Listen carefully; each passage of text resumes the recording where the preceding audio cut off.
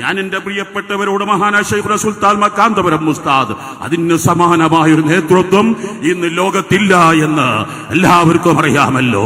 സമസ്ത കേരള ജംഇയ്യത്തുൽ ഉലമ ഈ പ്രസ്ഥാനത്തിന്റെ അമരത്ത് അരനൂറ്റാണ്ടിലേറെ നേതൃത്വം നൽകിയ ഒരു മഹാൻ ഇന്ന് ജീവിക്കുന്ന സുൽത്താൻ ഉലമയല്ലാതെ മറ്റാരും ലോകത്തില്ല എന്ന് മനസ്സിലാക്കി ആ സമസ്ത കേരള ജംഇയ്യത്തുൽ ഉലമ എന്തൊരു ലക്ഷ്യത്തിന് വേണ്ടിയാണോ സ്ഥാപിതമായത് ആ ലക്ഷ്യം അക്ഷരാർത്ഥത്തിൽ വള്ളി പുള്ളി തെറ്റാതെ വിദഗ്ധരുടെ സമീപനങ്ങൾ എന്തായിരിക്കും? പരസ്പരം ചേരിപ്പോരില്ലാതെ, പരസ്പരങ്ങൾ വിമർശനങ്ങളില്ലാതെ, പരസ്പരം വിശദീകരണ സമ്മേളനങ്ങളില്ലാതെ ഒരേ ഒരു നേതൃത്വത്തിന് കീഴിൽ മഹാനായ റഈസുൽ ഉലമ എന്ന് പറഞ്ഞാൽ, മഹാനായ സുൽത്താൻ മക്കാന്തപുരം ഉസ്താദ് എന്ന് പറഞ്ഞാൽ കേരളത്തിലെ സമസ്ത കേരള ജംഇയ്യത്തുൽ ഉലമ വിശ്വസിക്കുന്ന പ്രസ്ഥാനത്തിന് രണ്ടഭിപ്രായം ഇല്ലേയില്ല.